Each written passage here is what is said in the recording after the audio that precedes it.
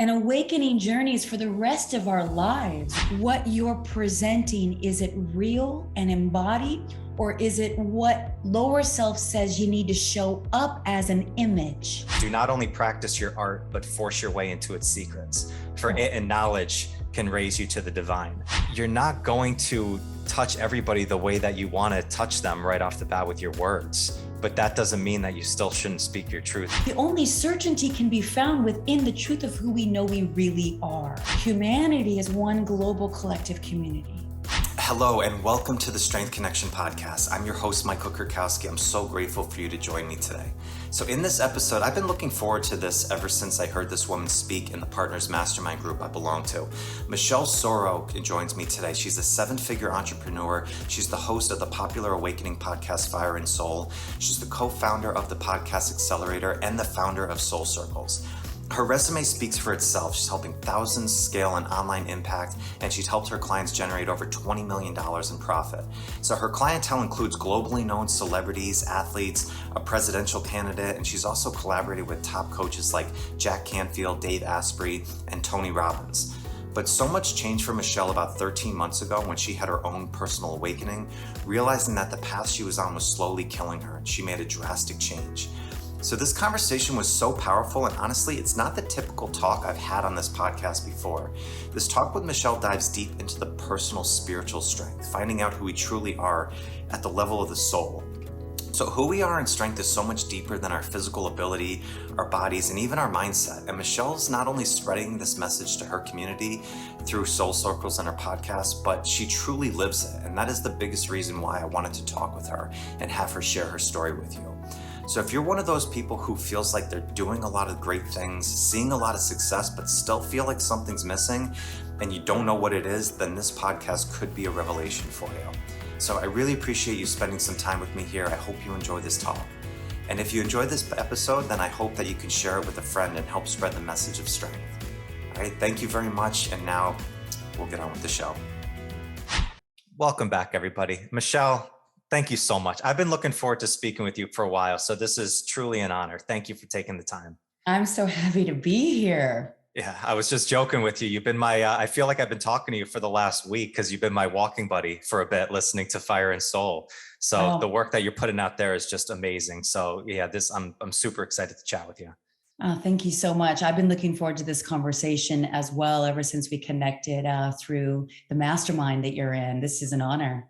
Yeah, shout out to BG and Carrie with Partners. I got a chance to hear you speak in that. And yeah, you know, one of the things from that, I'm sure I'm not the only person in there. We had about 30 people that were in that mastermind when you spoke about your personal journey over the last year of really awakening a whole new person inside you. And we're going to get into that journey quite a bit here. But for me personally, a quote came to my mind that I wanted to share with you right off the bat. And I don't normally start the podcast this way, but I had to throw this quote out to you. And it's from Beethoven. It's, "Do not only practice your art, but force your way into its secrets. For it and knowledge can raise you to the divine."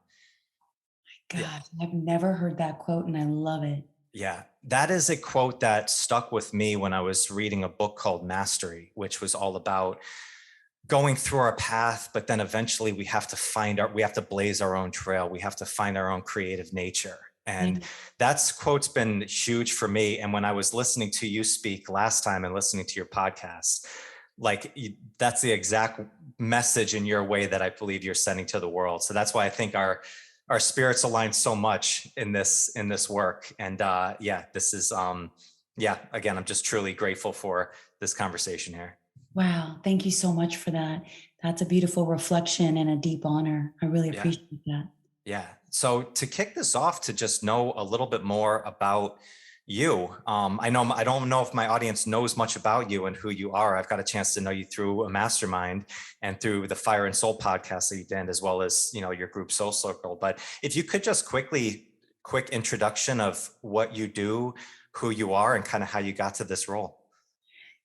Yeah. So, gosh, how far back do we go? What I'll do is I'll share what's present and alive of these past 13 months, which is really how I came into what I'm doing now. Prior to basically probably 18 months ago, my life was on a rocket ship of just success and coaching and training and taking big stages and collaborating with, globally known thought leaders, Dave Asprey, Tony Robbins, Jack Canfield. They're thought leaders that are known very much in my space of the self-development world. Not everyone's aware of them, but and my coaching and training business had hit 7 figures, and I was just like off to the races, literally and figuratively. And I was in a business mastermind, and I was in Sedona, and this was last February of 21. And it was in the midst of a conversation with another participant who just basically kind of gauged that I might be open to a seed that she planted. And basically she opened the door to what I would refer to as the red pill rabbit hole. Okay. Okay, you get that. Yeah. And your listeners who understand that will get that too. And not everyone does, and not everyone's supposed to. That's what I'm aware of now. So she opened the door and she gave me a couple of resources to explore. And that's all we can really do, right? Is just plant some seeds. And I went all the way in, deep down. And it was terrifying to see what was happening in the world and what could be known as the globalist agenda and the Great Reset and what could be my place in it. And so for the longest time, it felt really, really hard to even imagine being able to live, much less ever have hope or have fun or joy again. And so I was in that space for a good another 6 months.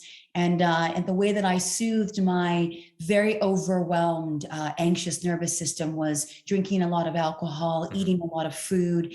And by the time that August of 21 rolled around, it became like unbearable. And I hit an emotional, psychological threshold. And I just heard a voice that said, you got to stop now, or you're not going to make it. And I just did. So I went cold turkey. I let go of the alcohol and excess food. I moved out of my very progressive and liberal woke, I'll call it, without judgment now. But back then I didn't know how to be in the culture and community of Santa Monica. That was all I knew was my deep identity of 20 years. And so I left and I went to stay at my mom's. She was in Woodland Hills, which is like 15 miles away in the LA County area. And I thought I would stay with her for about 10 days. It turned into 10 and a half months. Wow. Okay. And in that time, I had a full on spiritual awakening. And what I can say now is what was a complete and utter deconstruction of everything I knew about the world, my place in it, what was calling me forward. It was really hard, but I did have a deep faith, and all I was being asked to do was just to have courage and surrender to what was pulling me forward. So for the longest time, I didn't know if I would ever work again as a coach. I didn't know how to identify myself as any sort of label or title, because everything had melted away and dissolved. And so where I am now is it's full circle. It's a year, right, later since that time in August of 21. Here we are 1 year later. And Soul Circle, a spiritual, deep inner awakening mastermind, has come through. Now I'm aware that some of what I used to lead with, like live video mastery, it's still important medicine, I would call it. To share with people who need to understand how to be seen and heard for whatever their potency is, whatever their unique expression is. I started to share my truth on the Fire and Soul podcast that you've listened to. I was so scared to do that, so afraid of being canceled and censored and deplatformed. But I just had to listen to what kept saying, have faith, have faith, have faith. And I was like, oh my God, okay. And then the podcast has just grown. At this point, it's grown by 800%. And I'm getting the chills as I say that, because I was like, wow. So what I was shown and what continues to be shown to me, because it's not over, it's an awakening journey, is for the rest of our lives, right? And it gets so deep and nuanced. And we're like, oh my God, who I thought I was, or what I thought I was here for a week ago, is compounded. And it's a quantum shift in my own awareness of who I am. And it just gets more beautiful and more humbling and more reverent. And I don't just say that, like I really do my best to embody it, And I'm not great at it all the time, but when I'm Right. not, I'm honest about it. So, that's kind of where I am. And now we're here, and any opportunity I get to just share my Yeah. journey with anyone who asks. I don't care how big the audience is. I don't care what it's for. I say yes, because what I know for sure is that we are all really walking each other home, and everybody gets it how they're supposed to get it. And it's not the same. It's multidimensional, multifaceted. And if we can all just help one another, just be in this courage, be in this timeline, Yeah. then we can feel like we're really doing our soul's work, and we're on purpose, and all the rest, we just let it go. Yeah. That's that's so beautiful, Michelle. I think what was so powerful in your message there is that when you knew you needed to go in a different direction, you were in a place, like you said, you were making seven figures. You were on paper very successful. What a lot of us believe on the surface, like this is the aspirations of what we're trying to do. But then when you realize that that's not what you're supposed to do, I think so many more people are in that position. And Mhm. especially I see it so much in fitness and strength, where things are marketed so much to the person who's hit rock bottom, who is so unhealthy that like anything they do, they're going to see results. But in so many people I've talked to, is like they're doing a lot of things, they're successful in a lot of ways, but still something is missing. And it's like that can almost be almost more of a purgatory type feeling, because you're like, well, I'm doing all this good shit. Like, why don't I fucking feel good? And it's like, then all of a sudden this voice gets just a little louder, and it seemed like you found those resources and then kind of, all right, I need to go down this path. I can't argue with this voice anymore. So beautifully said. And you bring up a really good point, because there is a lot of anxiety in what I now refer to as the panic matrix, right? Like we're being deliberately programmed. And again, your listeners who are open to that will hear that. Mhm. But a seed gets planted, like we just know it, right? Through TV, corporate media, legacy media, mainstream media, fear, fear, fear, fear, fear. And so we're told, like, if you have a fit body, if you have an optimal relationship and abundance in your finances, then you'll be free and living your best life. And it's like, there's something that's calling so many of us right now to awaken to something much more deeper, and it's soul work. None of that other stuff that is helpful. It's comforting. It does give us a sense of security, but we all know now that ain't nothing, not even those things are coming to save us. We are here to save ourselves. And it's an inside job, and it's different and unique for everybody, but it's a true soul inquiry. It's like I have a lot of private clients and a lot of masculine, very peak performing, Mhm. males, right? Fit, have all the success, loving wife and children, and have grown their companies to millions and millions of dollars every year. And yet this emptiness that we're talking about, it's like it can seem like emptiness. And yes, suicide is on an unbelievable Mhm. rise because of this panic in the collective, right? In the frequency that we are all a part of. So what we're being asked is like to just slow everything down, come Mhm. back to the present moment, close our eyes, take a deep breath. What's happening on the inside? Mhm. Can we learn to nurture that? That will guide us home. And I get so passionate and Yeah. emotional thinking about it, because this is it. And there's no dogma to this. Mhm. It's like, listen to the call of your soul. And if you're like, what does that even mean? Just get quiet enough and you will begin to know. Yeah. When you started to question this and you got these resources and you decided to go full on with this, like, did you feel like an instant change when you did this, or like I'm on the right path? Or was this a very gradual, like, I don't know if I'm on the right path, but I'm just going to keep this going because I can't revert back to who It's, I it's was? a good question. Um, it's a beautiful question, actually, because you're really reminding me of just how hard it was. Yeah. I want to be very clear. I'm on the other side of it now, where I look like I'm so strong and so courageous and like full of faith and helping so many who are where I once was. Mhm. And that's what I'm here for, right? That's what I'm on the awakening path for, first for myself, and then for anyone who wants to awaken as well. And It was very gradual, but I will say I always had faith that it was for a purpose. I just didn't know what it was. And I kept surrendering. It was like an active surrender. It was like, I don't know when I'll ever be able to make money again. And I'm a single woman who is a sole caregiver. Like, I'm me, the buck stops here, right? Mhm. And so while I have done very well in my coaching and training business, there was a lot of ego identity to that. It was a lot of fear of like, will I ever be able to make money again? What am I supposed to do? Am I supposed to be a coach? I can't imagine being a coach. And then there was the longest time where it was like, how are you supposed to coach on this? Like, Mm. it felt like a soul like conflict of like, you're not supposed to charge for this. Mm.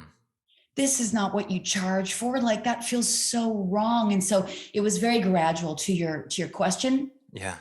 I just kept gazing at the moon night after night after night after night, and just tears. I mean, literally, this sounds so dramatic, but it was so freaking true. Yeah. I would just have tears streaming down my face and like, I don't know what's next. I don't know when, where, how, or what, but I trust. And when I don't trust, please help me learn how to trust. So the answer for me was to have courage, deep, deep, deep courage, and just follow the voice, follow the knowing, and to have faith. And eventually, it took about 9-10 months, and people don't want to hear that. They want the quick fix. Mm. And I had a gift. I got to stay at my mom's, and it was like a spiritual sanctuary for me. And that was a gift too. And then eventually, it was like, it started to come into focus, but it was a complete undoneness there for a while, but I did have faith. It's interesting you mentioned about like feeling almost off or weird about, do I charge for this? Is this actually a business that I can do? It's like, this is something that's so personal and connected. Did you have a feeling at all of like, I don't know what I need to do for myself, so how can I possibly help somebody else in their journey of doing this at the same? Does that kind of relate with the ego identity of kind of what you were talking about? Totally. Yeah. So let me answer that in two ways, and I hope that I can keep my train of thought, because Sure. even though I'm just kind of downloading. Mhm. First is, I knew that all I was supposed to do was just spend time in nature. Nature would bring me home. So trees, birds, butterflies. I was spending, and still do, every single day in nature on trails. I live in the LA area, in the Santa Monica Mountains. I was on the trails every single morning. And I started to see my reflection in the divine intelligence of nature. I started to trust in the seasons, and how does nature know what to do when it's time to do what it's supposed to do? And I just had this knowing that was really subtle and weird at first, but it was like, that's what I'm supposed to do. Trust in the creative process of the divine intelligence. And then what happened is, identity, ego, which likes to show up as two different parts of ourselves that we all have. And I'll refer to that as like shadow self, lower self, which is one aspect that many of us can relate to. It's the self that tells us, who the hell are you? You're not good enough. You'll never be good enough. And it's an unworthiness vibration and frequency that many of us, probably all of us, carry at some points, if not a lot of points of our day, right? And we're constantly battling that. And the way that that gets compensated is by a mask self. The mask self wants to come out and say, look at me, I got it all figured out. Look at my title, my success, who I've collaborated with. I'm on TV, I'm doing these joint ventures with these globally known leaders. Hi, that was me. And so the mask is the perfection, and the antidote that's fake of, you'll love me if I wear my mask, but you're probably never going to love me if I tell you why I'm wearing the mask, which is what I'm trying to make up for, which is the lower self that's afraid that I'll never be loved and I'm unworthy. But where this came in, and that was a lot, we could unpack that if you like. Yeah. But where this came in was, ego was actually the mask trying to hijack my intention by thinking that I had to come out as some spiritual guide and wear that mask And so it was like, oh my gosh, do I show myself showing crystals and wearing like wraps and burning Palo Santo? And I went through that phase, FYI. Okay. Yep. And then my spiritual guide, Alicia Marie, she was so amazing with me one day. This was way back, like maybe in March. And she said, be careful. And she's so non-judgmental. And she was like, just be really mindful of what you're presenting. Is it real and embodied, or is it what lower self says you need to show up as an image? You got that? Yes. And so for the longest time, I was showing up wearing all that stuff. I didn't know how to do it. And so she said to me, know and trust in the journey. It's going to take time. You're not going to have it all figured out your first rollout of your first program. Trust the process that got you here. So now I'll just share with you, I'm like literally holding my blue lapis as we're talking, right? In this conversation. It's like, now that's so real for me. So when I share it, it's deeply embodied and I'm not trying to prove anything. So yes, ego came in, tried to show up as highest self, but really it was mask self of look at this image that was trying to compensate for lower self of like, who do you think you are? Yeah. Does that make sense? It does. I'm laughing because every time I talk with Brian, with BG, and if you're listening to this, you're going to crack up. His line to everything is, well, what do you want to do? How do you want to feel? Because you're always going through different, well, should I try this or should I try this? And it always comes back to, well, authentically, what do you feel like doing? And I think especially in how we have now we have profiles, we have our best image out there as our profile pic. That's the one that shows us who we want everybody to view us as, when in reality, it's like, is that exactly who we are? Is that how we want people to perceive that we are? And it's like, it's a hard thing to overcome because it brings me back to a conversation with one of the partners in there. His name's Luke. And he was talking about his success that he's recently just had. He's skyrocketed in his business. And all the old questions of, well, if I do this, will I be successful? Will this work and stuff? And when the answer became, well, who cares? This is what I want to do. Then all of a sudden things started to go just into that next level. And it's hard though. It's really, you're leaping into the unknown when you do that. And sometimes the ego brings you back into the devil that and thinks that that's better than maybe the devil you don't know. It's like, because that's a scary leap to take for most people. Couldn't agree more. And I think that what I'm hearing, or at least what's coming through for me as you share that example and then that story, is an authenticity that so many of us are being called to lead with, but we're scared to really lead with our true authenticity, which kind of speaks to what I was just saying. It's like, but the reality is that audiences, communities, right? Like I like to use the word community versus an audience, but I know in the world of like online marketing, it's known as an audience. It's like our communities, they are craving for authenticity. So if we come back to what do you want, maybe what's underneath that is, who are you really? If we all knew our true personal power, it has no ego. And an ego will catch up so fast. And the way that we'll know is we get the success. You have the skyrocket, like me, 7 figures, what Luke's experiencing right now. I'm sure you've experienced as well. It's like, it's not fulfilling. We still got a hungry ghost in there that needs to be fed, that's starving, right? And so that's when we're like, I haven't fed the truth of who I am. Who am I really? And when we can learn to let that version of ourselves emerge, that is where I truly believe, and yes, it is scary, and yes, it is the unknown, but I believe that we will be so financially blessed in ways that we can't imagine. And the other thing I want to say about the uncertainty and the unknown, isn't everything unknown? Aren't we always in the true uncertainty? And aren't we watching everything that we knew about life and the world crumble before our eyes of what we thought was certain, systems, ideologies, beliefs, it's collapsing. So there is no certainty. The only certainty can be found within the truth of who we know we really are.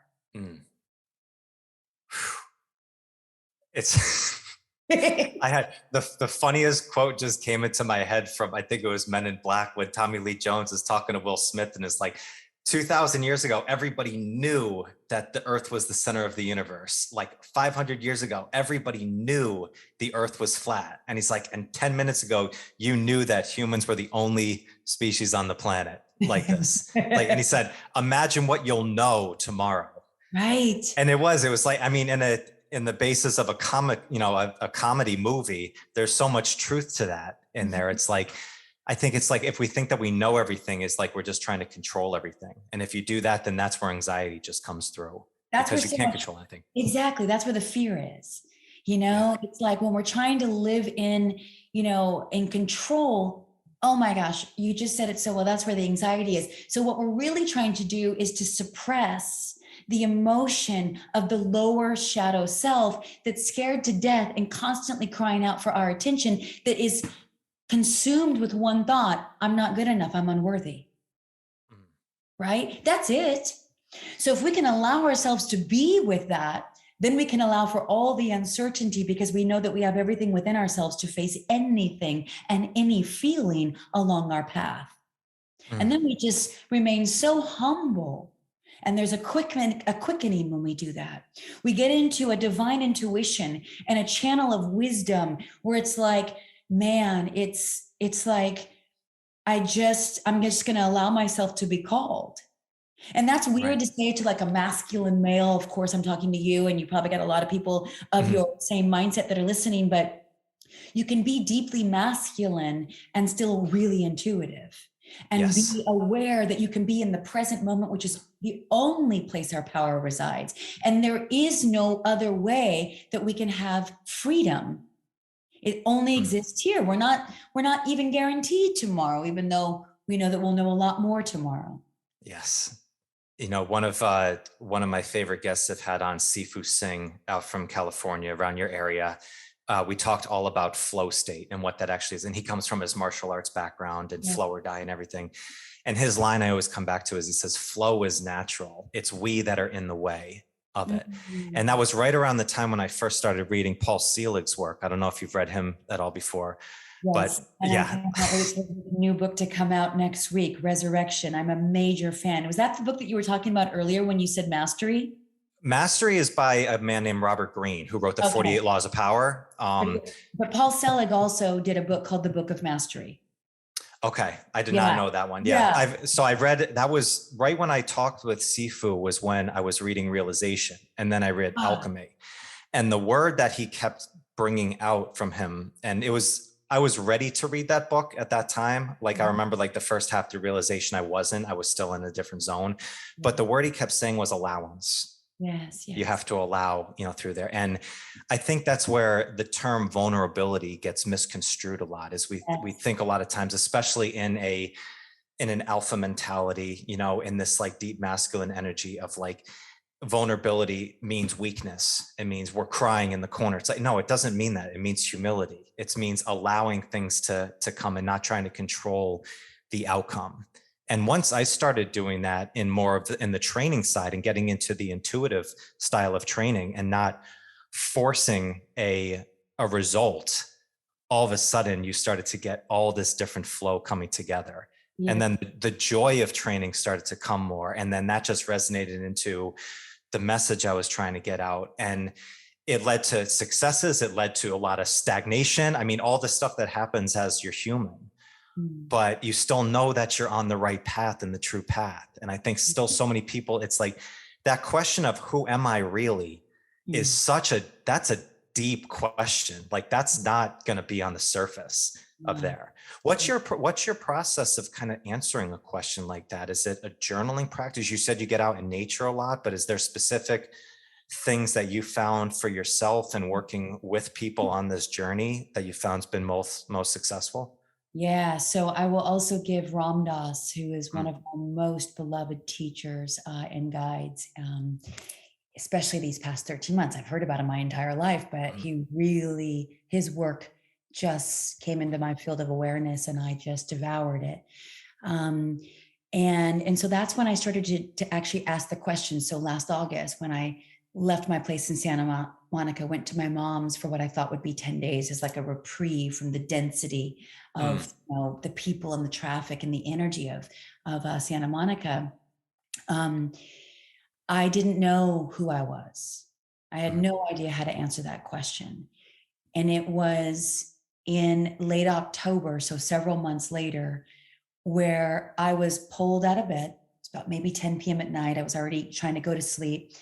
And I was guided to the bathroom mirror. And I turned on the light dimly. And I looked myself in the eyes. And I was just told to ask myself, who am I really? And the only thing that I can explain, and this is the process now that I have guided so many through, is to look myself in the eyes and to see past the veil of illusion, which is what we're all being asked to see through right now. But we've got to be able to do it within ourselves first so that we can see it on the macro, right? And so the veil of illusion was, I'm not Michelle, a white woman living in the LA area who's got like sandy blonde hair. I was seeing, they say, right, the eyes are the windows to the soul. Yeah. I was seeing the truth of who I am. For me, the answer was, I'm an infinite soul. And I am here on this planet to work out exactly what I came here to work out as a soul contract. And that was like, wow. So everything disappeared. I no longer saw my human self, my personality, like the image in the mirror. I was tapped into a frequency, a beautiful light energy. And so then it was just like tears streaming down my face. It was like an absolute beautiful spiritual reckoning.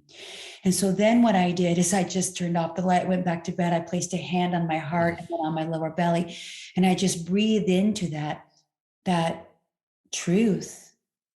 And it was from there on out where I just made a vow to honor that as deeply as I knew how, as like a human living on the 3D, like, just trying to make my way. I didn't know what that meant yet. So the process could be doing exactly that, taking yourself to a mirror, taking some deep breaths, allowing yourself to get present. You've got to have spaciousness in your body to do this kind of soul work.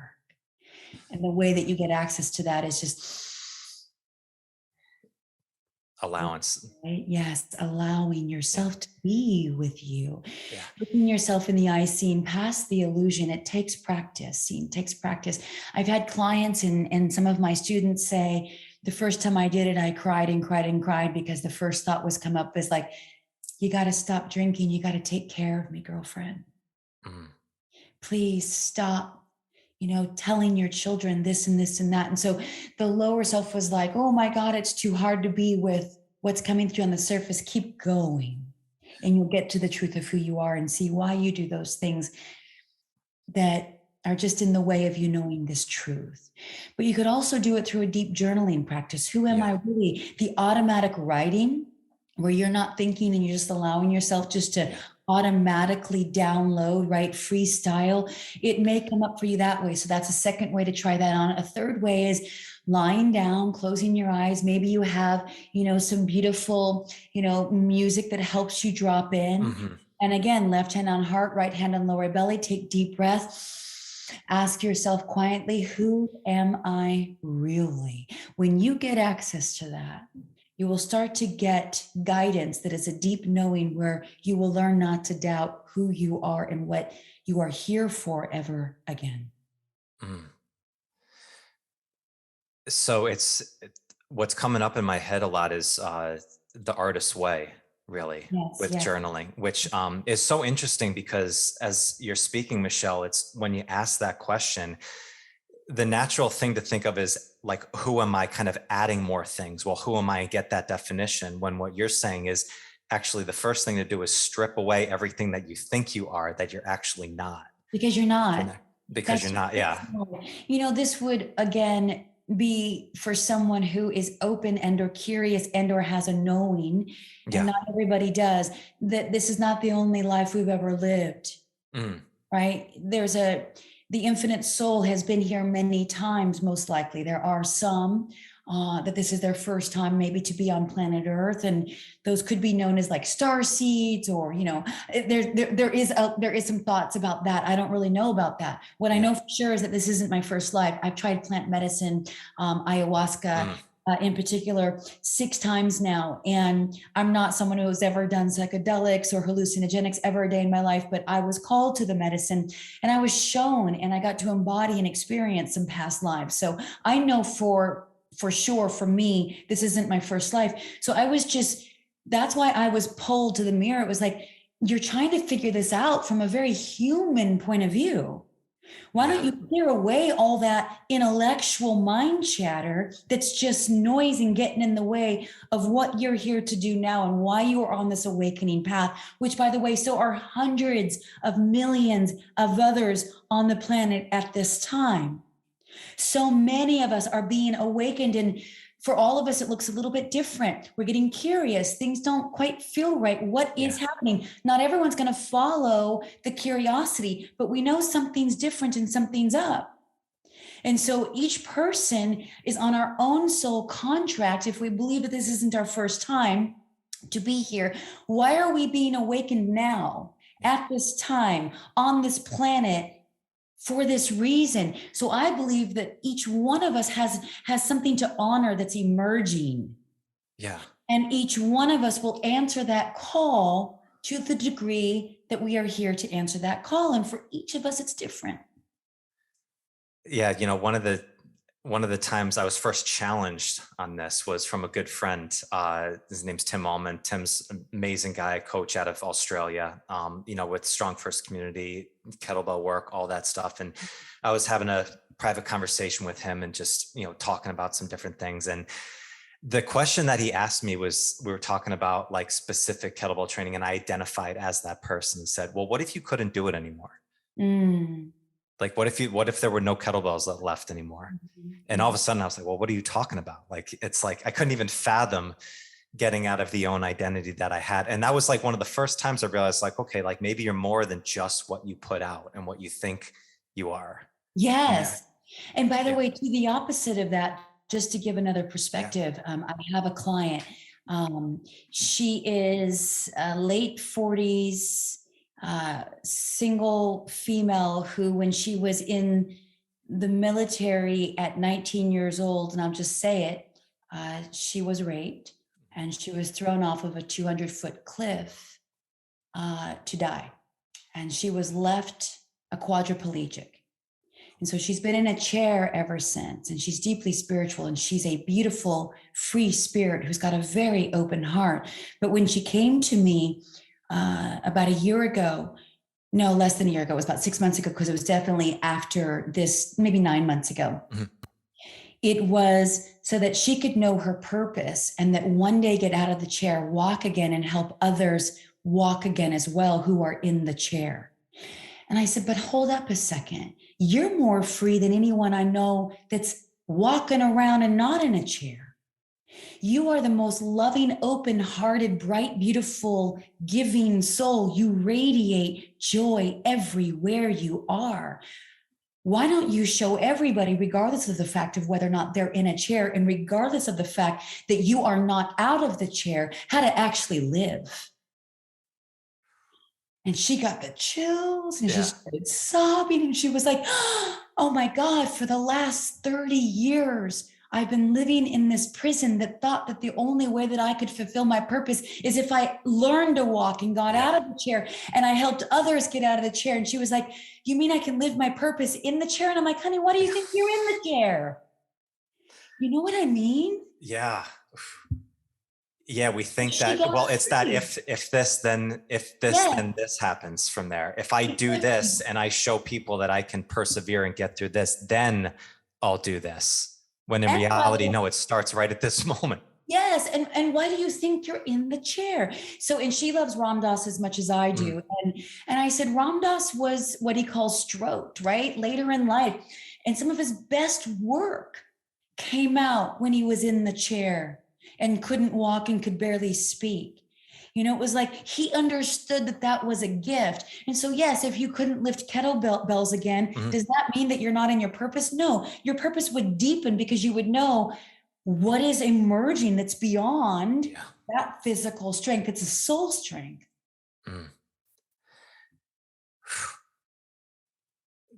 So, what's interesting is that a lot of what we talked about is about this, like, figuring out your own self, like going deep and doing your own personal practice. But another piece of this, which seems just as important, is that community, that connecting with other people that are so close. And I know you built your program Soul Circles, which I believe was something that kind of came to you in one of these experiences that you had. How important is, because I think this is one of the things that is something I've struggled with, of everything now is like, be your best friend, be your own boss, like be like all about you, like nobody else, fuck the haters, all that type of stuff going on. Like it's all about you.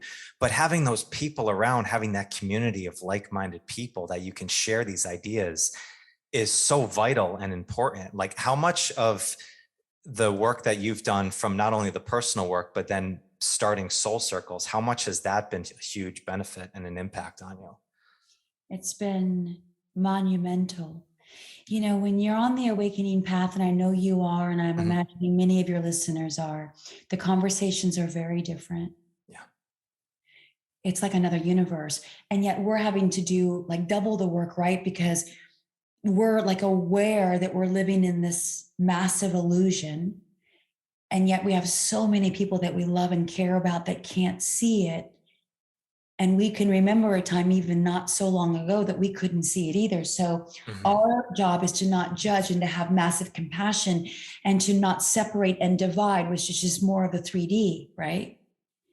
That polarized reality. So it's learning how to be a bridge, not only from where we are and where some of our loved ones are, but also where we are and where we want to bridge to where our community is, but not being so egoic minded that we somehow think that we're separate from the ones who can't see what we see. Yes. Right? Oh, you smiled. So thank you for getting that. Like that actually didn't come to me right away. Like I thought I was here to wake everybody up. And I literally I was a little clumsy, right? Because there's no handbook on this. Like I was off-putting, to say the least, to certain private clients, to certain friends and family members, of just blurting out things about certain things that how could you not see this? And it was that's not going to serve them.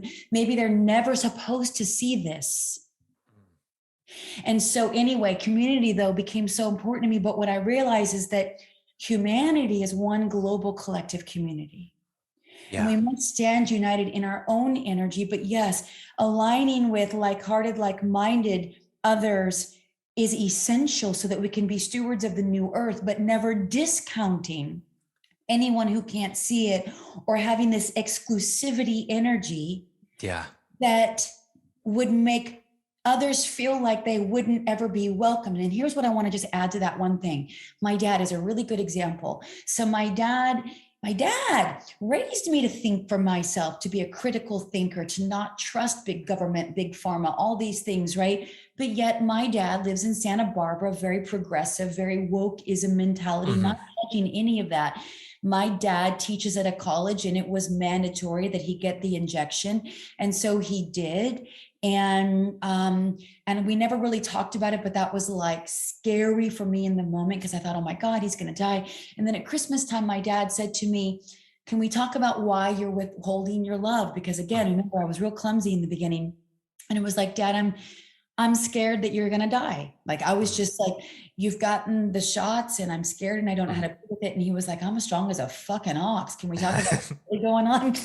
And so I ended up sharing some of this with him. And anyway, long story short, he ended up sharing.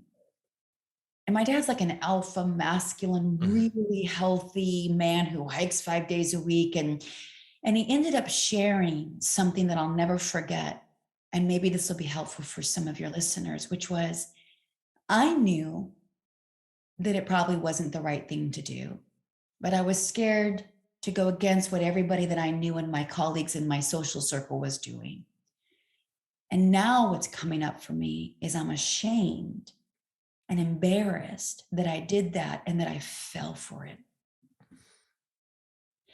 So what I want to offer is there are a lot of people that are fully awake to that something's not right and there's some true evil happening, while simultaneously a beautiful opportunity to live in the divine realm, right? That's just the conversation, the great reset of the great awakening, right? The grand ascension.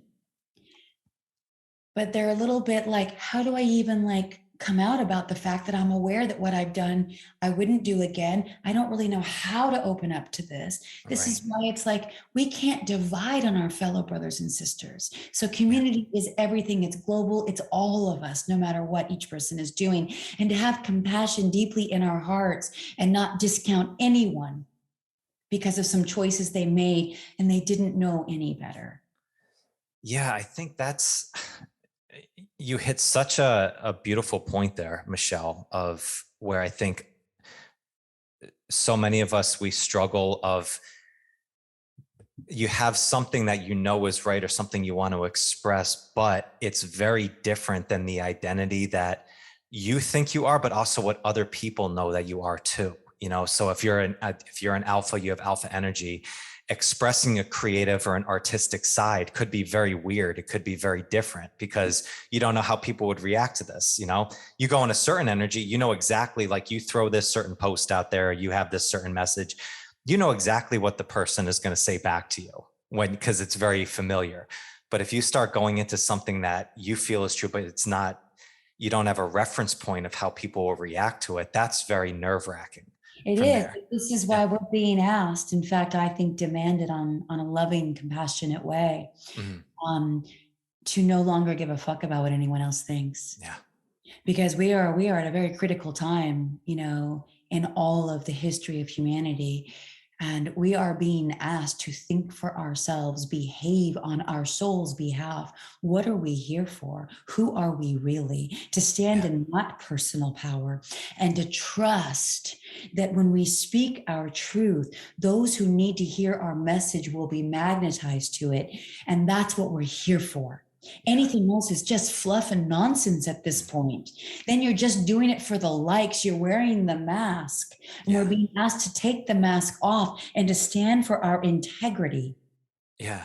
And even deeper than that is you're hindering your own knowledge and your own ability to go to another level of what you want to do in your life. Because if you self-censor yourself, that's almost worse than anything, because you go down and you put your head down at the end of the night and you feel that shame. Oh, this is what I really want to do, or this is what I want to say, but I'm nervous of what that response is. But when you actually do it, and that's and you actually speak your truth, and that's why I've respected and followed Brian for so long. And we've, developed such a kinship and good partnership, is because he's been so authentically himself for a decade since I followed his work.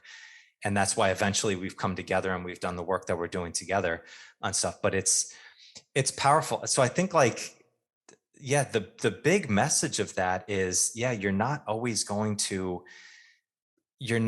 to touch everybody the way that you want to touch them right off the bat with your words, but that doesn't mean that you still shouldn't speak your truth and you shouldn't be authentic. That's the only way that, if you're actually going to have a true connection with that person, even if you don't agree on specific things off the bat, you're going to come to a respectful, conclusion with that person, and it's going to be more powerful. I agree. And the thing about the self-censoring is so huge. Yeah. And let's just say the powers that maybe be or were, depends on your lens, they're counting on that. They've programmed that. For you not to think for yourself, for you not to be fully self-expressed and in your potency, in your unique medicine, right? And each one of us has it, and we feel it. And every time we self-censor, we shut down just a little bit more and a little bit more. And so what's happening right now is there's this whole big, larger majority group of humanity that's the go along to get along. Well, I won't speak up because I don't want to ruffle any feathers.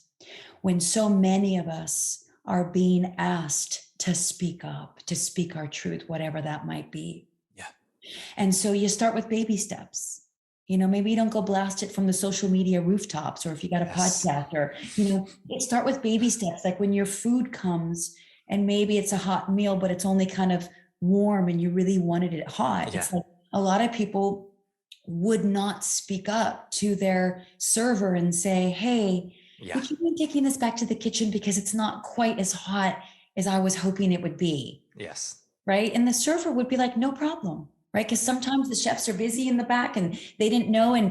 But a lot of people would feel very uncomfortable about that. Or if you got your, drink at your favorite, coffee place or matcha tea or whatever, and it's not what you ordered, they're like, oh, whatever, I'll just deal with it. This is where it's like we learn to exercise our full self-expression by just being like, hey, I don't mean to be annoying, or, I don't want to. Yeah. And you don't even have to preface it with this. Is like, hey, I just want to let you know that this is not what I ordered. If you wouldn't mind, just, and I'm happy to be patient and take a moment. Yeah. But yeah, and just ask for what you want, say what you need, but start with those little steps, and then you can build on that and speak your truth with family members and, and friends and community and clients. And then if you are a coach, or if you're an online influencer or leader in any way, I just want to say one thing. If you're like, gosh, where do I start? These baby steps first, right? Yeah. People respond to that strength and courage, number one. Number two is speak your message to exactly who you're trying to reach. Don't worry about trying to reach everyone. Right. Speak your message to exactly who needs to hear it, and they will hear it and they will come. It reminds me of Field of Dreams. Build it and they will come. It is true and it's timeless. Yeah. And speak it to yourself first too. So you just embody it as much as possible. I love what you just said there, Michelle, with the baby steps of it, because it is like asking these big questions, these soul-seeking questions can feel so monumental. I'm like, oh my God, like what is my freaking soul? Like, okay, just start with, like you said, like start with just, couple of stream of consciousness. That's why I love Julia Cameron's The Artist's Way. It's like, she says, don't worry about your grammar. Like, don't ever read your journals, just stream of consciousness, just get the words out, just build your volume. It's like in strength training, like, don't worry about, is this right? Is this right? Am I following the right thing? No, just get your reps in off the bat. Like there'll be plenty of time to tweak it and adjust it afterwards.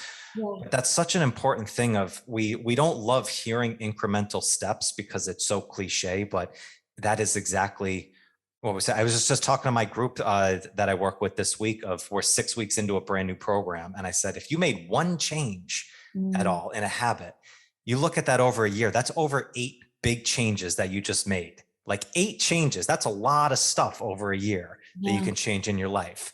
Just one thing every 6 weeks. It's like, wow, okay, that puts things in perspective. It's so true. When I think back to now, we're recording, the very last day of August 21, and you think back to a year, and some change ago, and it's like, oh my gosh, how far we can go. Tony Robbins says something that I really love, and he says, people often overestimate what they can do in a year, but underestimate what they can do in 10 years. And so, 10 years feels like a long time, but the truth is that to your point of 6 weeks or a year or whatever, it's like, just start today, do one thing today. And you're going to look back and you're like, oh my gosh, how far I've come. And then do yourself a favor and really acknowledge and honor that growth and expansion, because if you don't, nobody will. Yeah. Right? So really acknowledge and honor your courage. Like I do every day, almost every morning in the shower, or in my nightly meditative routine. I have a very sacred ritual at night. And it's like, I'm always just, I'm so proud of you, like I'm really proud, like almost like my higher self, my soul self is talking to Michelle, that sometimes feels scared and like, oh my God, girl, look at you. Like, I'm so proud of you. Because if I don't, nobody will. Because I make it look so easy. Yeah. And it's like, dang, sometimes it's not. But I'll tell you, just like you said with the reps, it's a flex. And you get stronger and more courageous with every rep. Yeah. Michelle, this has been amazing. This has been a true honor connecting with you. I've have way too many notes even to go over here. I'm going to have to be pondering this for a while, but thank you so much for taking the time to speak with me here and for speaking to the audience. I really appreciate it. Oh my gosh, it's been an honor to connect, these conversations, I believe, are what we're here for. So thank you for inviting me on and sharing this. 100%. If people want to follow you more, check out all the work that you're doing, what's the best place that we can direct them? I'd say my website, michelle-sorro.com, no W, so SORRO.com. Perfect. Michelle, thank you so much. Listeners, go follow Michelle. Do yourself a favor. Talk to you guys later. Peace. Thank you so much for joining me today. I hope you found some great value here. And if you like this episode, please drop a comment and leave us a 5-star rating and review. It does more to build the show than you can imagine. And do not forget to check out and join the Strength Connection Facebook group. In this group, I share the biggest takeaways and lessons from these amazing conversations, as well as training and strength tips for pursuing mastery and fulfillment in life. This group is filled with individuals looking to take full control over their strength, and it's the perfect space to explore new ideas and to share your journey. And you'll also get exclusive access to these Strength Connection Mastery seminars. It's a deep dive into the physical, mental, and spiritual training that you can begin using immediately. So do not wait, go now. Seriously, go. All right, much love to you. Thank you so much, and I'll catch you on the next one.